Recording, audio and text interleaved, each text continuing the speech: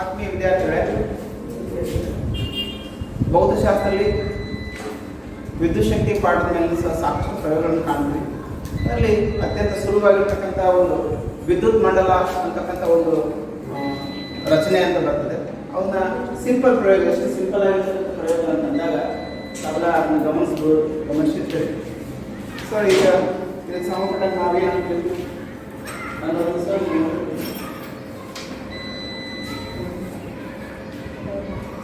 So ನಿಮಗೆಲ್ಲ ಗೊತ್ತಿರ್ತದೆ. So ಇದನ್ನು ನಾವು ಬ್ಯಾಟ್ರಿ ಕನೆಕ್ಟ್ ಮಾಡಿದ್ದೀವಿ. ಒಂದೇ ಹಾಕಿದ್ರೆ ಸೆಲ್ ಅಂತೀವಿ, ಎರಡಕ್ಕಿಂತ ಹೆಚ್ಚಾಗಿದಾಗ ಬ್ಯಾಟ್ರಿ ಹಾಕಿದ್ವಿ. ಸೊ ಇವಾಗ ಅದು ಬ್ಯಾಟ್ರಿ ಆಗಿದೆ. ಸೊ ಬ್ಯಾಟ್ರಿಯಿಂದ ನಾವು ಸ್ವಿಚನ್ನು ಹಾಕಿದ್ದೀವಿ. ಇದು ತೆರೆದ ಸ್ವಿಚ್ ಅಥವಾ ಮುಚ್ಚಿದ ಸ್ವಿಚ್, ಜೆಟ್ ಇಟ್ಟಿದ್ರೆ ಮುಚ್ಚಿದ ಸ್ವಿಚ್ ಆಗುತ್ತೆ. ಸೊ ಇದ್ರ ಮೂಲಕ ಒಂದು LED ಬಲ್ಬನ್ನು ನಾವು ಕನೆಕ್ಟ್ ಮಾಡಿದಾಗ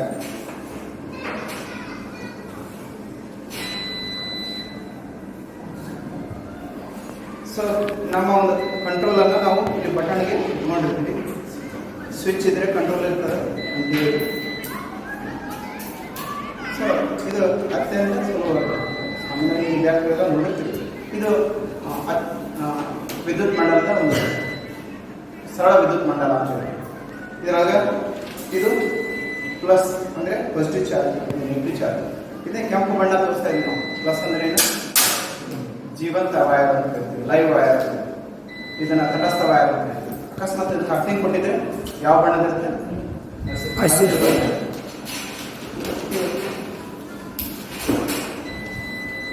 ಇನ್ನು ಆಕರ್ಷಣೆ ಮಾಡ್ತಾರೆ. ಸೊ ಎಷ್ಟು ಆಕರ್ಷಣೆ ಆಗ್ತದೆ ಅನ್ನೋಂಥದ್ದು. ಸೊ ಇವಾಗ ನಾನು ನೋಡ್ತಾ ಇದ್ದೀನಿ ಅನ್ಕೋತೀನಿ, ಇಲ್ಲಿ ಕಬ್ಬಿಣದ ರಜೆಗಳು ಈ ಮೂಲೆ ಬಿದ್ದಾವೆ.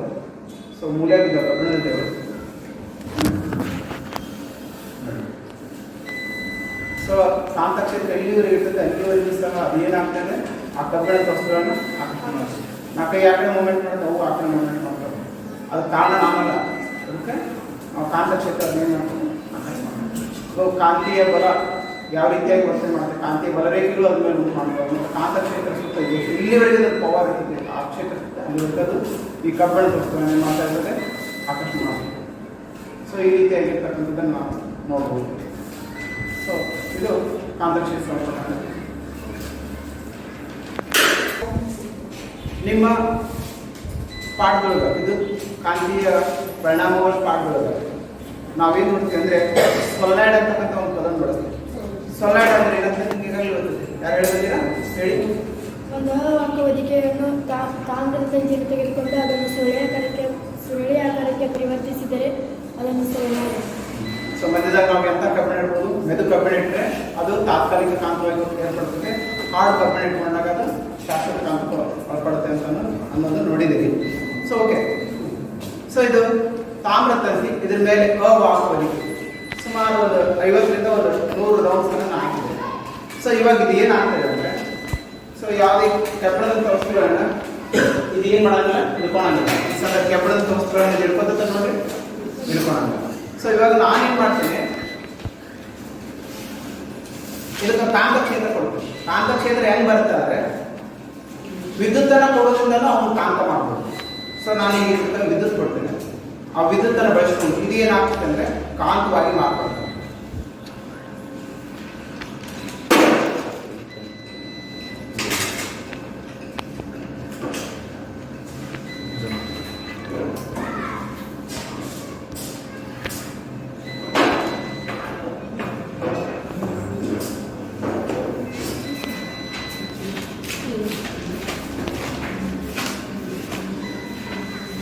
ಅದು ಕಾಂತ ಆಗೈತಿಲ್ಲ ಅಂತ ನೋಡ್ಬೇಕಂದ್ರೆ ನಾವೇನು ಮಾಡಬೇಕು, ಕಬ್ಬಿಣದ ವಸ್ತುಗಳನ್ನ ಅದು ತಿಳ್ಕೋಬೇಕು.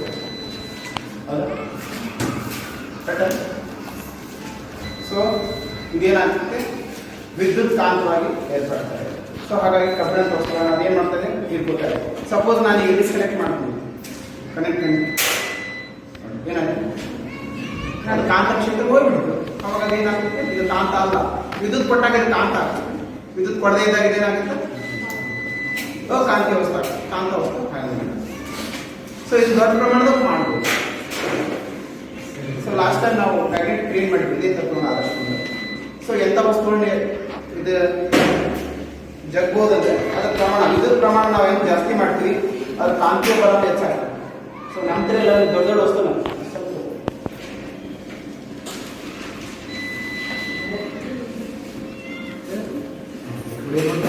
ನೋಡಿ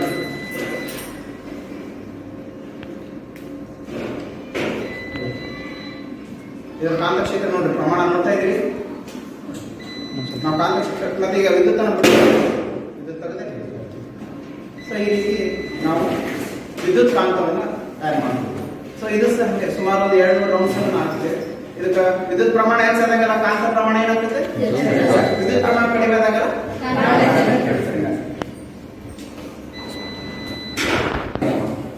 ನಿಮಗೆಲ್ಲ ಗೊತ್ತು ಫ್ಲೇಮಿಂಗನ ಎಡಗೈ ನಿಯಮ ಬಲಗೈ ನಿಯಮ ಗೊತ್ತಿದೆ ಅಂತ. ಜನರೇಟರ್ ಹಾಗಾದ್ರೆ ಇದು ಯಾವ ನಿಯಮಕ್ಕೆ ಬರ್ತದೆ, ಡೈನಮೋ ಯಾವ ನಿಯಮಕ್ಕೆ ಬರ್ತದೆ, ಫ್ಲೇಮಿಂಗನ ಬಲಗೈ ನಿಯಮ.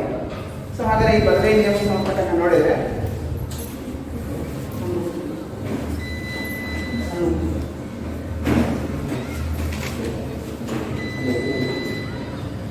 ನೋಡಿ, ಹಾಗಾದ್ರೆ ನಿಮ್ಗೆಲ್ಲ ಗೊತ್ತು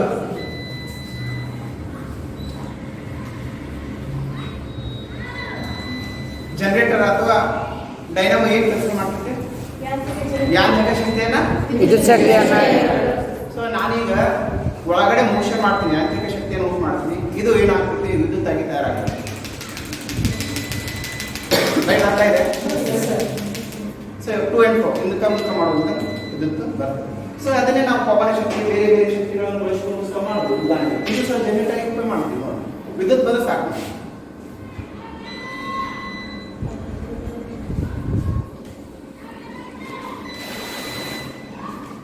ಸೊ ಪವನ ಶಕ್ತಿಯನ್ನು ಅಥವಾ ಗಾಳಿ ಶಕ್ತಿಯನ್ನು ಇದೇ ತತ್ವದಲ್ಲಿ ಇದರ ಒಂದು ತಿರುಗುವಿಕೆ ಎಷ್ಟು ಹೆಚ್ಚಾಗುತ್ತೆ ಅಷ್ಟು ಪ್ರಮಾಣದಲ್ಲಿ ವಿದ್ಯುತ್ ಪ್ರಮಾಣ ತಯಾರಿಕೆ ಅಷ್ಟೇ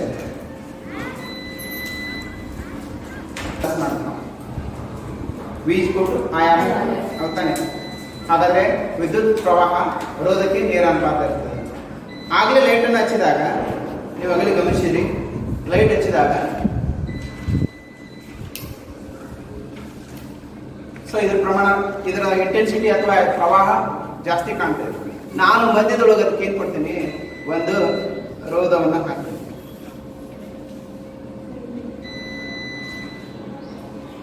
ನೋಡಿ ವಿದ್ಯುತ್ ಪ್ರಮಾಣ. ಹಾಗಾದ್ರೆ ರೋಧ ಏನ್ ಮಾಡ್ತದ್ರಿ, ಅಡಚಣೆ ಉಂಟು ಮಾಡ್ತದ. ವಿದ್ಯುತ್ ಪ್ರವಾಹವನ್ನ ಹೋಗ್ಲಿಕ್ಕೆ ಅಡಿ ಬಿಡ್ಲಿಕ್ಕೆ ಅಡಚಣೆ ಉಂಟು ಮಾಡ್ತದೆ. ಆಗ ವಿದ್ಯುತ್ ಪ್ರಮಾಣ ಕಡಿಮೆ ಇರುವಾಗ ಈ ರೋಧ ಕೆಲಸ ಏನಂದ್ರೆ ವಿದ್ಯುತ್ ಪ್ರವಾಹವನ್ನ ಅಡೆತಡೆ ಉಂಟು ಮಾಡೋದು, ಕರೆಂಟ್ ಅಂತ ಬರ್ತದೆ.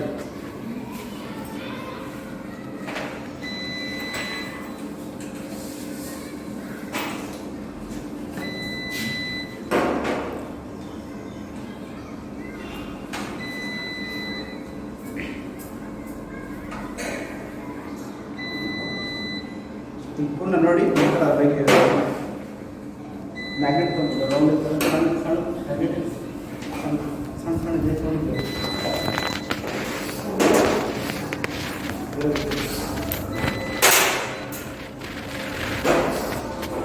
ಒಬ್ಬರೇ ಆಡ್ಕೊಂಡ್ರೆ ಒಬ್ಬರು ಇಟ್ಕೊಡ್ರಿ ಈ ಥರ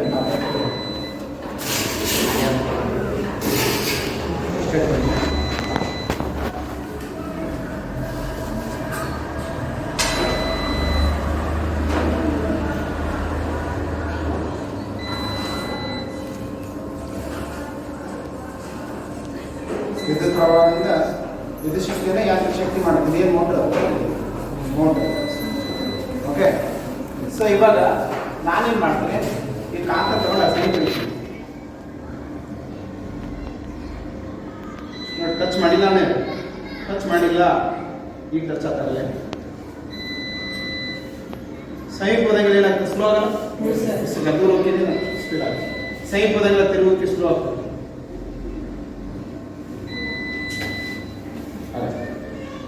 ಇದು ಎಡ್ಡಿ ಕರೆಂಟ್ ಅಂತ ಕರೀತಾರೆ. ಚಕ್ರಗಳು ತಿರುಗ್ತಾ ಇದಾವೆ, ವಾಹನಗಳು ಚಕ್ರ ತಿರುಗ್ತಾ ಇದಾವೆ, ಹಾಗೆ ಗಾಲಿಗಳು ತಿರುಗ್ತಾ ಇರ್ತಾವಲ್ಲ, ಅದು ಕಟ್ಟಿವಾಗೆಲ್ಲ ಡಿಸ್ಕ್ ಬ್ರೇಕ್ ಮತ್ತೆ ಲೈನರ್ ಬ್ರೇಕ್ ಅಂತ ಕರೀತಾರೆ. ಆಯಿಲ್ ಬ್ರೇಕ್ ಬರ್ತಾವೆ. ಸೊ ಇದು ಈ ಮುಂದೊಂದು ದಿವಸ ಇದು ತಂತ್ರಜ್ಞಾನ ಬಳಸ್ಕೊಂಡು ಮುಂದೊಂದು ದಿವಸ ಈ ತಂತ್ರಜ್ಞಾನ ಬಳಸ್ಕೊಂಡು ಏನು ಹಾನಿ ಆಗಿಲ್ಲ, ತುಳಿದು ಗಾಳಿ ಸೌದು ಹೋಗ್ತಿರ್ತಾವ, ಆ ಲೈನರ್ ಎಲ್ಲ ಮುಗಿದ್ಬಿಟ್ಟಿರ್ತಾವ, ಮತ್ತೆ ಹೊಸದು ಹಾಕಿಸ್ಬೇಕು. ಇದು ನೋಡ್ರಿ ಏನು ಯಾವುದು ಖರ್ಚಾಗಿಲ್ಲ. ಸೊ ಇದು ಜಸ್ಟ್ ಸೆಮಿಪೋಲ್ಗಳನ್ನ ಚಕ್ರ ತಿರುಗುವಂಥ ಚಕ್ರ ನಿಲ್ಲಿಸುತ್ತೆ. ಮುಂದೊಂದು ದಿವಸ ಇವುಗಳಿಗೆ ಬ್ರೇಕ್ಗಳ ಯೂಸ್ ಮಾಡ್ಬೋದು. ಸೊ ಆ ರೀತಿ ಆಗಿರ್ತಕ್ಕಂಥದ್ದು ಇದು ನಾವು ಎಡಿ ಕರೆಂಟ್ ಅಂತ ಕರಿತೀವಿ. ಸೊ ಇನ್ನೊಂದು ಈಗ ಏನು ನೋಡಿದ್ವಿ ನಾವು ಯಾಂತ್ರಿಕ ಶಕ್ತಿಯಿಂದ ವಿದ್ಯುತ್ ಶಕ್ತಿ ತಯಾರು ಮಾಡೋದು ಡೈನಾಮೋ, ವಿದ್ಯುತ್ ಶಕ್ತಿಯಿಂದ ಯಾಂತ್ರಿಕ ಶಕ್ತಿ ಮಾಡೋದು ಮೋಟಾರ್. ಸೊ ಇಲ್ಲಿ ನೋಡಿ ಇದು ಶಲ್, ಇದರಿಂದ ವಿದ್ಯುತ್ ಬರ್ತಾ ಇದೆ. ನಾ ಕಾಂತಕ್ಷೇತ್ರವನ್ನು ಅಂದರೆ ಶಾಶ್ವತ ಕಾಂತವನ್ನು ತಗೊಂಡಿದ್ದೆ. ಸೊ ಇದ್ರ ಮೂಲಕ ನಾನು ವಿದ್ಯುತ್ತನ್ನು ಕೊಟ್ಟಾಗ ನೋಡಿ ಯಾವ ರೀತಿಯಾಗಿ ಯಾಂತ್ರಿಕ ಶಕ್ತಿಯನ್ನು ಅನುಭವಿಸ್ತದೆ ಅಂತ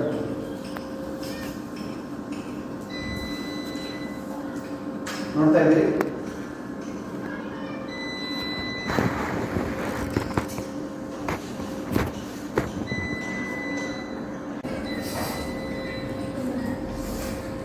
ಸೊ ಇದು ಯಾಂತ್ರಿಕ ಶಕ್ತಿಯನ್ನು ಅನುಭವಿಸ್ತದೆ. ಸೊ ಹಾಗಾಗಿ ಕೆಳಗಡೆ ಇರ್ತಕ್ಕಂಥ ಒಂದು ಕಾಂತವು ವೃತ್ತಿಯ ಪಕ್ಕದಲ್ಲಿ ಏನು ಮಾಡ್ತಾ ಇದೆ, ತಿರುಗ್ತಾ ಇದೆ.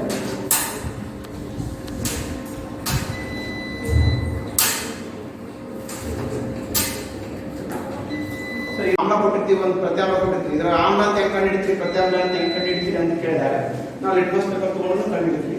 ಸೊ ನೋಡಿ ಬಣ್ಣ ಯಾವ ಬಣ್ಣ ಬಂದಿದೆ. ಇವನ್ ನೀವು ನಿಂಬೆ ಹಣ್ಣಿ ನೋಡಿದ್ರೆ ನೆನೆದಿರ್ಬೇಕನ್ನೋದು ಜೊತೆಗೆ ಕಿತ್ತಳೆ ಹಣ್ಣು, ಯಾವುದೇ ಹುಳಿ ಪದಾರ್ಥಗಳು ಮನೆಗಳು ಬಳಸ್ತಕ್ಕಂಥ ಹುಳಿ ಟಮಾಟಿ ಇರ್ಬೋದು, ಹುಣಸಿ ಹಣ್ಣು ಇರ್ಬೋದು, ಹುಳಿ ಪದಾರ್ಥ ಸಾಮಾನ್ಯ ಆಮ್ಲ ಗುಣ ಏನು ಹುಳಿ ರುಚಿಯನ್ನು ಅದರಲ್ಲಿ ಇದು ಒಂದು ಏನು ಬರ್ತದೆ, ಕೆಂಪು ಬಣ್ಣ ಬರ್ತದೆ. ಇದರೊಳಗೆ ಇದನ್ನ ನಾವು ಮ್ಯಾಚಿಂಗ್ ಮಾಡಿಕೊಂಡು ಈ ನಂಬರ್ ಎಷ್ಟಿದೆ ಅಂತ ನೀವು ಹೇಳ್ಬೋದು. ಯಾರು ಹೇಳ್ತೀರಾ ನೋಡೋಣ.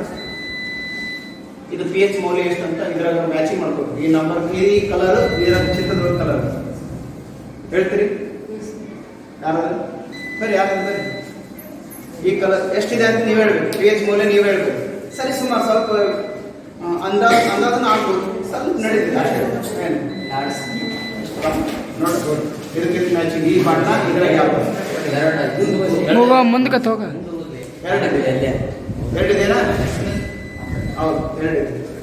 ಈಗ ನಮ್ಮ ಕಡೆ ಯಾವ ದ್ರಾವಣ ಎಲ್ಲೋದೈತೆ ಅಲ್ಲ, ಇದು ಯಾವ ಅಂತ ನನಗೆ ಗೊತ್ತಿಲ್ಲ, ಇದು ಯಾವ್ದಂತ ಗೊತ್ತಿಲ್ಲ, ಇನ್ನೊಂದು ಇದು ಯಾವ್ದಂತ ಗೊತ್ತಿಲ್ಲ. ಸರ್ ನೋಡೋಣ. ಸೊ ಇದು ನಾನು ಇದು ನೋಡ್ತೀನಿ, ಆಮ್ಲ ಪ್ರತ್ಯಾಮ್ಲ ಗೊತ್ತಿಲ್ಲ. ನೀಲಿ ನಿಮ್ಮಸನ ಕೆಂಪು ಅದು ಏನು ನೋಡಿ, ಇದು ಏನು ಮಾಡ್ಬೇಕು ನೋಡೋಣ.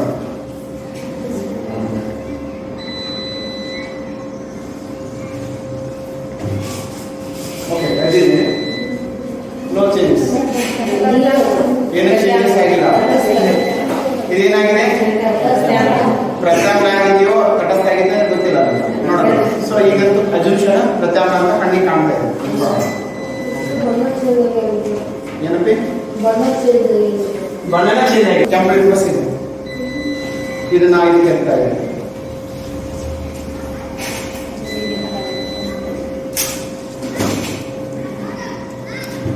ಅದರಲ್ಲಿ ಅಜುಂಕ್ಷನ್ ಇತ್ತು, ಅದು ಪ್ರತ್ಯಾಮ್ಲ ಇರ್ಬೋದು ಅಂತ. ಈಗ ಕನ್ಫರ್ಮ್ ಏನು ಕಂಪ್ಲೀಟ್ ಪರ್ಸೆಂಟ್ ಯಾವ ಬಣ್ಣ ತಿಳಿಸೈತೆ, ಕನ್ಫರ್ಮ್ ಮಾತ್ರ ಕನ್ಫರ್ಮ್ ಅಂತ. ಸೊ ಇನ್ನೊಂದು ಕಡೆ ನಾವು ಆ ಕಡೆ ಹೋಗ್ಬೇಕಾಗಿದೆ. ಇನ್ನೊಂದು ಯಾವ್ದಿದೆ, ಇನ್ನೊಂದು ಅದು ಆಮ್ಲನ ಅಥವಾ ಪ್ರತ್ಯಾಮ್ಲನ, ಇನ್ನೊಂದು ದ್ರಾವಣ ಹೋಗ್ಬೇಕಾಗಿದೆ. ಸೊ ಇದ್ರಾಗ ನೋಡೋಣ.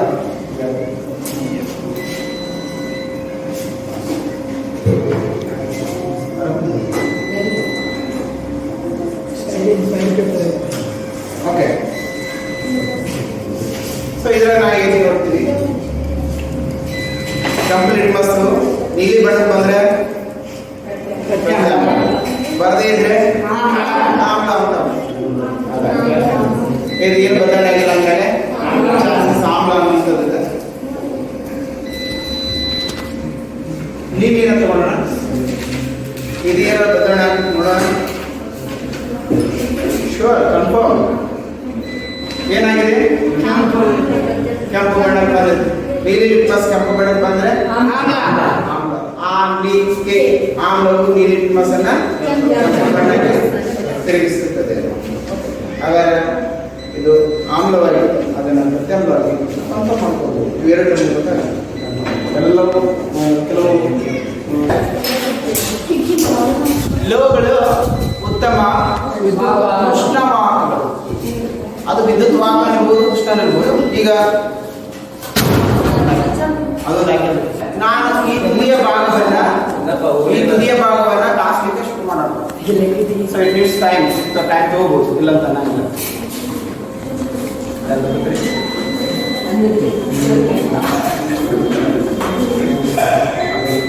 ಎಲ್ಲರಿಗೂ ಕಾಣುವ ಒಂದು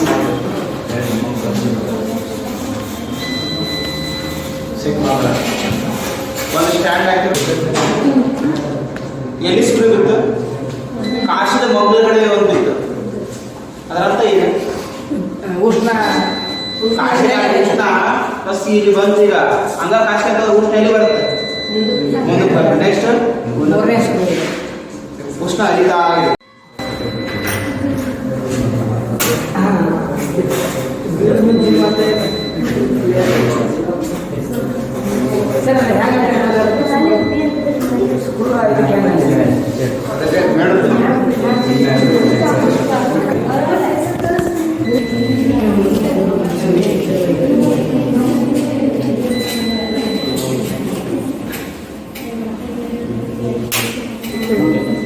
ಇಲ್ಲಿವರೆಗೆ ಉಷ್ಣ ಬಂದಿದೆ.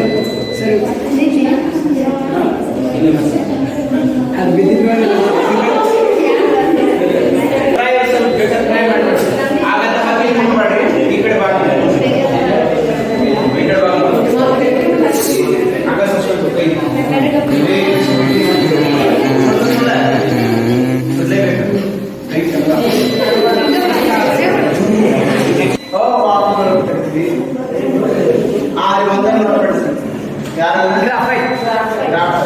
ಗ್ರಾಫೈಟ್ ಉತ್ತಮ ವಿದ್ಯುತ್ ವಾಹಕ.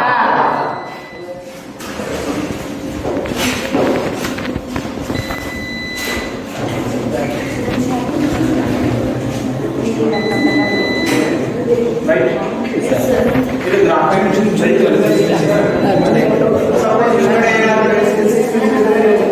ಆ ಕಡೆ ಈ ಕಡೆ ಇದು ಮಾಡಿಬಿಡ್ರಿ, ಮೆಂಡಲ್ ಮಾಡಿಬಿಡ್ರಿ. ಇದು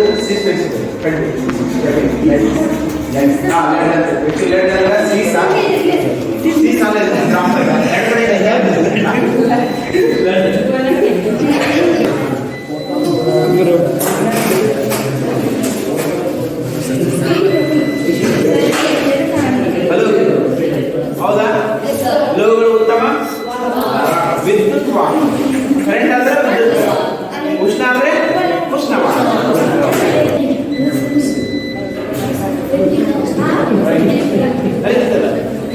ಮತ್ತೆ ಅದಕ್ಕೆ ಯಾವುದೇ ಕಾರಣಕ್ಕೂ ಟೆಸ್ಟ್ ಮಾಡಕ್ ಬಂದಿರ್ತೀರಿ.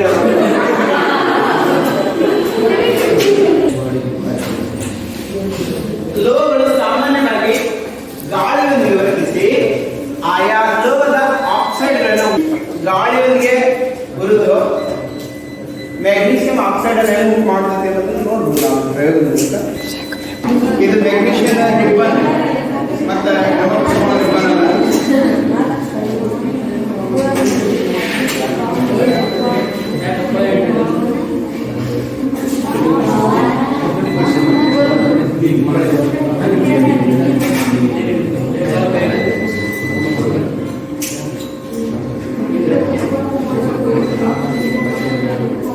ಸಾಮಾನ್ಯವಾಗಿ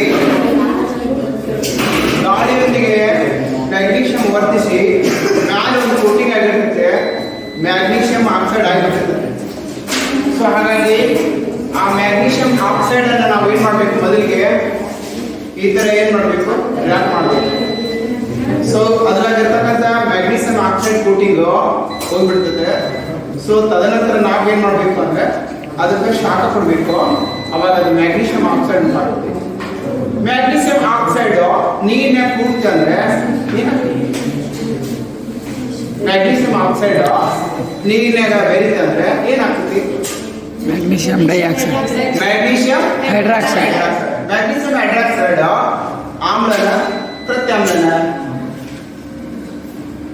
ಮ್ಯಾಗ್ನೀಷಿಯಂ ಹೈಡ್ರಾಕ್ಸೈಡ್ ಆಮ್ಲನ ಪ್ರತ್ಯಾಮ್ಲನ? ಪ್ರತ್ಯಾಮ್ಲ ರೀ. ಯಾವುದು? ಪ್ರತ್ಯಾಮ್ಲ. ಪ್ರತ್ಯಾಮ್ಲ. ಸೊ ಹೈಡ್ರಾಕ್ಸೈಡ್ ಸಾಮಾನ್ಯವಾಗಿ ಪ್ರತ್ಯಾಮ್ಲ ತೋರಿಸ್ತೀವಿ ನಾವು. ಲೋಹದ ಆಕ್ಸೈಡ್ಗಳು ಪ್ರತ್ಯಾಮ್ಲ ಉಂಟು ಮಾಡ್ತವೆ. ಮ್ಯಾಗ್ನೀಷಿಯಂ ತಂತಿ ಇದೊಂದು ಲೋಹ.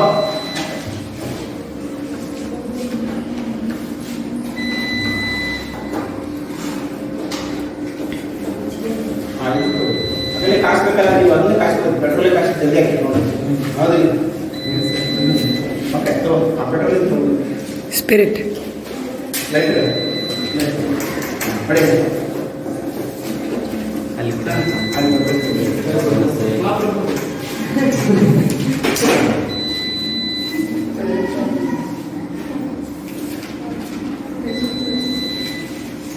ಮ್ಯಾಗ್ನೀಷಿಯಮ್ ಆಮ್ಲಜನಕದಲ್ಲಿ ವರ್ತಿಸಿ ಈ ರೀತಿಯಾಗಿ ಪ್ರಕಾಶಮಾನವಾಗಿ ಉರಿದು ಮ್ಯಾಗ್ನೀಷಿಯಂ ಆಕ್ಸೈಡ್ ಅನ್ನು ಪ್ರೂಫ್ ಮಾಡ್ತಾರೆ. ಸೊ ಇವಾಗ ಇದನ್ನ ನಾ ಮ್ಯಾಗ್ನೀಷಿಯಂ ಇದ್ರೊಳಗೆ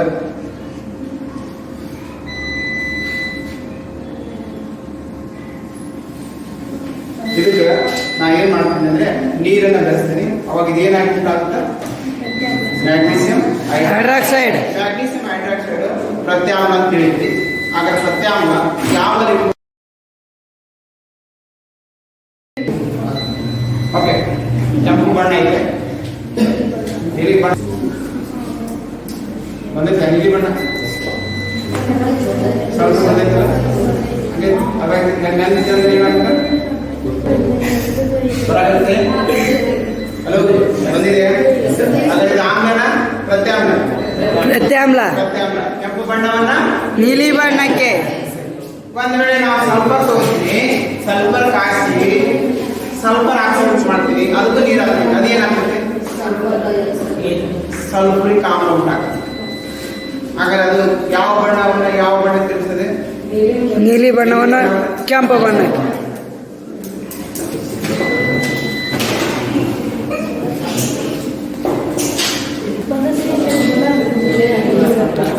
ಸಚ್ಚ.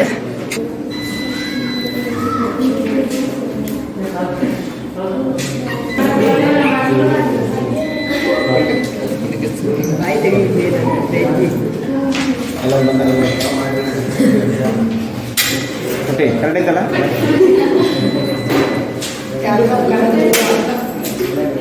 ಕಬ್ಬಿಣವನ್ನ ಹಾಕಿದ್ದೇನೆ.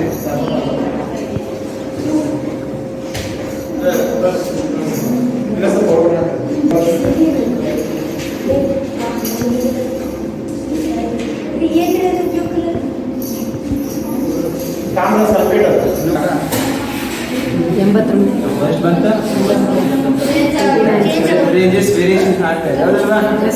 ಸೊ ಇದರ ಇದು ಪ್ರವಾಹ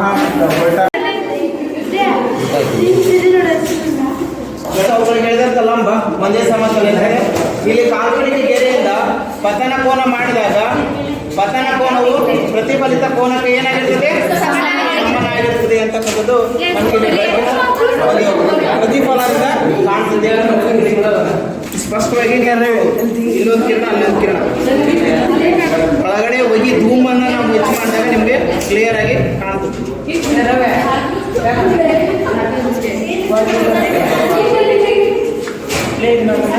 ಸೊ ಎರಡು ಕಿರಣಗಳು ಕಾಣ್ತಾ ಇದಾವೆ ಅನ್ಕೋತೀನಿ ನಾನು. ಓಕೆ, ಈ ಭಾಗದೊಳಗ ನಿಮ್ಮ ಬೆಳಕಿನ ಒಂದು ಬದಲಾವಣೆಯನ್ನು ಸಹ ನೋಡ್ಬೋದು. ಸರ್ ಆ ಕಡೆ